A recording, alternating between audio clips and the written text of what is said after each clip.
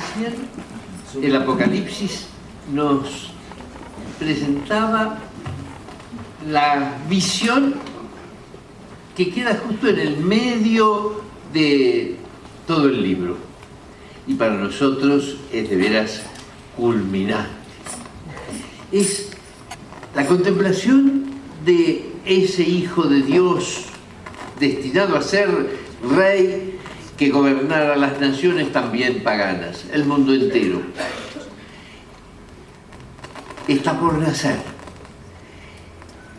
El dragón está expectante para poder devorar a la criatura en el mismo instante de su nacimiento.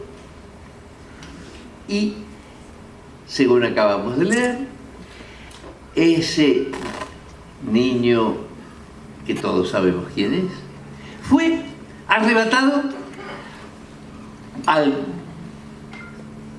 hacia Dios y hacia su trono.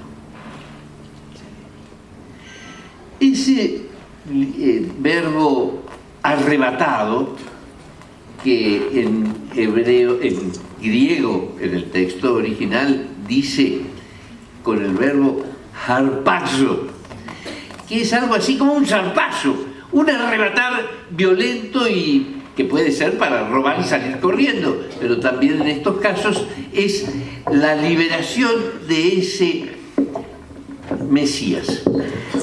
Como ya el Evangelio nos ha contado toda la vida privada y pública de Jesús, el Apocalipsis ya directamente del nacimiento pasa a su glorificación, al misterio de ese Cristo Señor que nosotros adoramos. Ese verbo harpazo aparece en el primer libro del Nuevo Testamento, así como lo hemos encontrado en el último, el Apocalipsis. Lo encontramos en el primero, que fue la primera carta de Pablo a los tesalonicenses. Y ahí se lo aplica él a sí mismo y a nosotros. También nosotros vamos a ser arrebatados hacia Dios. Qué interesante este verbo que ni ustedes ni yo antes habíamos prestado atención. También aparece en la segunda de los Corintios cuando San Pablo, aludiendo a las visiones del cielo que había tenido, dice que fue arrebatado al tercer cielo, no al cielo atmosférico donde están las nubes, no al cielo astronómico donde está el sol o la luna, al tercer cielo donde está Dios. Fue arrebatado, así. No sé si con un éxtasis que significaba que solo el espíritu fue, o también el cuerpo espiritual estuvo con su alma en esa contemplación donde tuvo un anticipo de cielo y oyó palabras tan inefables que no las puede contar. Ni siquiera nosotros las podríamos entender. ¡Qué bueno! En esa palabrita que hemos recién tomado como tema de esta misa, nos encontramos con un misterio muy lindo. Es San Pablo el que tiene interés en contarlo y lo recalca así en otros pasajes, aludiendo también a eso mismo. Él pondera que él no va a morir porque ya ha muerto con Cristo y ya ha resucitado en su bautismo, o sea, en su fe, en su justificación, ya está con vida nueva, con vida eterna, no tiene necesidad de morir ni por lo tanto tampoco de resucitar. Solamente le basta ser arrebatado hacia Dios y claro que también transformado plenamente. Transformado. Esa transformación que en nosotros comenzó también desde que tenemos vida eterna, vida sobrenatural, vida divina, gracia santificante. Es decir, que para nosotros que fuimos bautizados de niños, desde entonces ya tenemos vida eterna. Ya hemos muerto y resucitado con Cristo Jesús. De modo que ese tema de que tenemos vida eterna, San Pablo lo trata en diversos textos, pero no hace falta acudir a San Pablo. Jesús lo repite con insistencia. Los que creen en mí, los que comen mi carne, los que están conmigo, los que tienen el Espíritu Santo, tienen vida eterna. Vida eterna. Ya tenemos vida eterna. Así que no importa que hayamos muerto físicamente y después esté nuestro cuerpo animal enterrado ahí, o si nos hayan incinerado, lo que sea, no tiene mucha importancia, porque lo que juega en el vocabulario cristiano es muerte y vida. Pero no esa que el mundo conoce y que siempre está hablando. No. Cuando decimos que la muerte es consecuencia del pecado, y cuando sabemos que la muerte es algo definitivo y fatal, terminante, por supuesto que no nos estamos refiriendo a esa muerte que dura un instante y que significa sencillamente que pasamos de esta vida terrenal, sufriente y miserable, a la vida verdadera, a la vida eterna. Porque al fin y al cabo ahora nuestra Madre Iglesia nos tiene en gestación. Estamos preparando nuestra verdadera vida. Esa verdadera vida que en el lenguaje eclesiástico comienza el dies natalis. El día de nuestra muerte es el día de nuestro nacimiento a la verdadera vida. Y por eso en la Iglesia celebramos a cada santo en su dies natalis.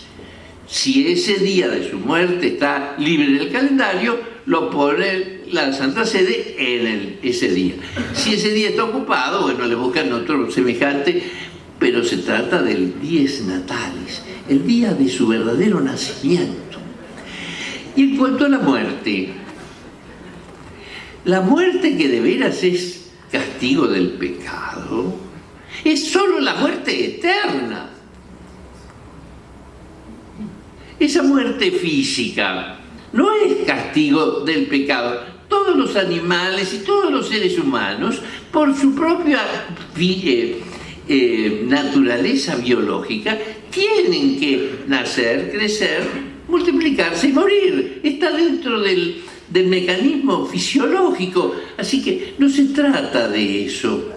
Se trata de la verdadera muerte, de esa que sí es efecto del pecado. Esa muerte que es muerte eterna. En el lenguaje del Apocalipsis es la segunda muerte. La muerte verdadera, que significa sencillamente el infierno. En el lenguaje del Dante hay un letrero en la puerta del infierno. Olvídense, dejen aquí toda esperanza, porque sencillamente en el infierno no queda para esperar nada. Así que qué interesante esa enseñanza de San Pablo de que ya tenemos vida eterna. Y esa vida y ese cuerpo animal a imagen de Adán que teníamos desde nuestro nacimiento, porque primero fue la figura animal, pero después el hombre espiritual fue desarrollándose a la imagen de Cristo Jesús. Fuimos desarrollando nuestro cuerpo espiritual, ese que iba cada vez desapegándose más de las cosas terrenas e iba pareciéndose cada vez más a Cristo Jesús.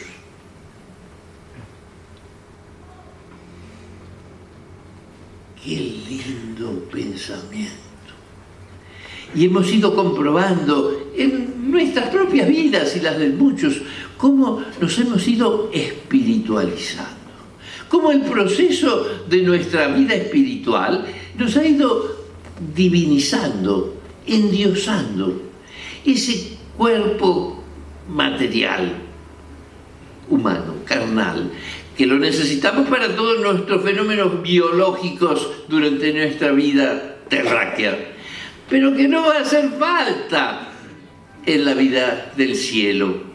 No vamos a tener ya necesidad de un estómago, de las uñas, los dientes, el pelo, montones de cosas que ya las habremos ido perdiendo quizás en esta vida, pero que no nos van a hacer falta después, no nos van a hacer falta.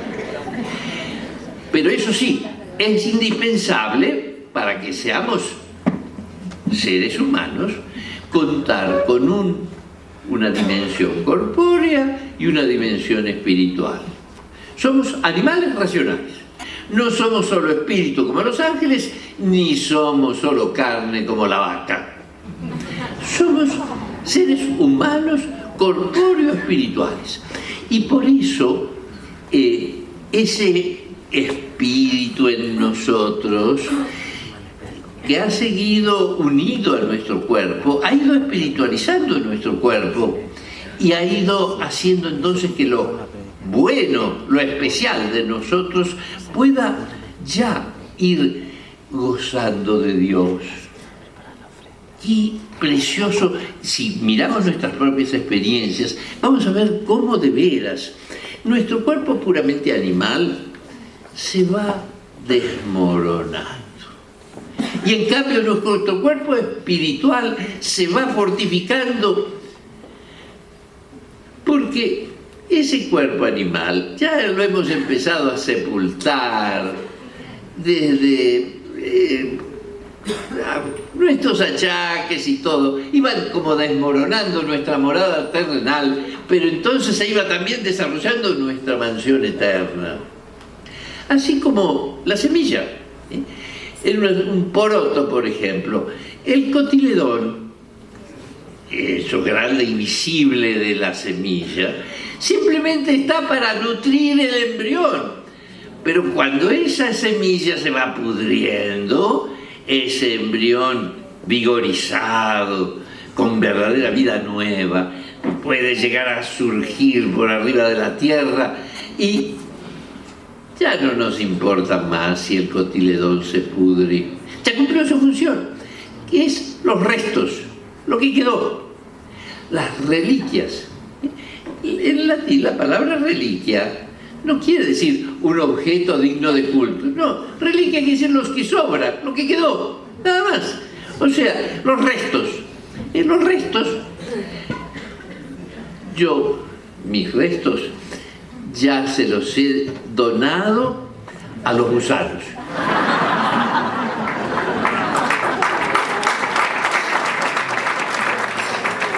Pero dejé una clausulita por si acaso, y es que todo lo que pueda servir para trasplantes, aunque sea para estudio de los estudiantes de medicina, que no me lo tiren a los gusanos, que lo aprovechen de alguna manera. Pero que de todas maneras, ese cotiledón, lo único que hace falta es para que continúe el proceso biológico de la evolución. De modo que, qué bueno, que ese cotiledón también cumple su función y que nosotros cristianos honremos esos restos también está muy bien. Honramos porque son recuerdo de ese templo que fue porque estaba hecho de esos mismos materiales, solo que lo que fue templo sagrado, eso queda. Lo que va sobrando es material de descarte. Pero qué bueno que honremos a nuestros difuntos queridos, también en cuanto a ese cuerpo animal que guardamos en el cementerio o en el cinerario de las parroquias, no sé. Al cuerpo nuestro animal no le va ni le viene que lo devoren los leones como a Ignacio de Antioquía, o que se lo devoren las llamas de las incineraciones del cementerio. Da igual eso. Lo que sí vale es que nuestro cuerpo espiritual, que ha ejercitado virtudes junto con nuestra alma, merecerá su premio eterno y merecerá que ese cuerpo, del cual no importa si es una sola célula o lo que sea, no, ese cuerpo espiritual con sus energías materiales, pero espiritualizadas, eso tiene prometido el cielo, porque fue asemejándose cada vez más a Cristo, nuestro hermano, que primero se asemejó a nosotros asumiendo un cuerpo humano. De modo que estamos llamados a participar de la gloria de Jesús resucitado, a compartir el triunfo. Y así como estamos llamados nosotros, también la Virgen María, y con más razón que nosotros, porque se pareció más a Jesús, también tuvo derecho a eso, a la glorificación de su cuerpo espiritual. De modo que también ella fue arrebatada al cielo. Este puntito que estoy diciendo, a mí me resulta interesante y se lo dejo para algún teólogo de esos que después pueda hacer un tesis doctoral o lo que sea. Nuestros hermanos evangélicos nos critican que el dogma de la Asunción no tiene un fundamento bíblico así, bien claro, bien gustoso para la mentalidad de los críticos bíblicos al estilo de estos evangélicos hermanos nuestros. Por eso les ofrezco este tema, que investiguen ese zarpazo y vean que también María pudo ser beneficiaria de esa misma esperanza. O sea, ella también, sin necesidad de morir, fue arrebatada con su cuerpo espiritual y con su alma al cielo desde el mismo instante de su muerte. En la tradición piadosa de los evangelios apócrifos, que fueron escritos unos siglos después de la muerte se supone, porque no tenían otra manera de imaginárselo, que primero la Virgen moría y era enterrada. Y después, cuando ya estaba oculta a los ojos de todos, entonces también el cuerpo de la Virgen de la sepultura voló al cielo. Pero eso supone que por lo menos el alma llegó al cielo enseguida de su muerte y en cambio el cuerpo un día por lo menos después. Eso sale en los evangelios apócrifos, esa clase de cosas, pero simplemente son elaboración mental de gente que ante los datos que tenía no los supo compaginar de otra manera. Bien, si quieren sigan imaginando eso. Si les gusta que después de enterrada la Virgen María con su cuerpo resucitado se fue al cielo. Bien, si les gusta sigan pensándolo. A mí me gusta más esto que digo, que tanto ella como nosotros vamos a ser arrebatados desde el mismo instante de nuestra muerte, con nuestro cuerpo espiritual, vamos a compartir la gloria de Jesús, nuestro Maestro. Y esa es nuestra esperanza. El sentido de nuestra vida terrena como cristianos hace que ya seamos ciudadanos del cielo, porque ya tenemos vida eterna. Y entonces todavía se nos hace más explícito lo que San Pablo dice a los romanos, que desde toda la eternidad Dios nos preconoció, y a los que preconoció nos predestinó a ser conformes a la imagen de su Hijo, y a los que predestinó los llamó, y a los que llamó los justificó, o sea, les dio vida y la gracia santificante, y a los que justificó los glorificó no solo en esperanza, porque después de toda una vida también nosotros recibiremos la gloria, sino que ya tenemos la gloria de ser semejantes a Cristo y destinados por Dios para participar de la gloria de Cristo. Ya tenemos vida eterna, ya podemos contemplar en María el anticipo de eso. En el prefacio de esta misa, supongo que se celebrará quizás el mismo prefacio que se leyó ayer, María nos acompaña en las distintas etapas de nuestra vida y es, por lo tanto, jefa de fila.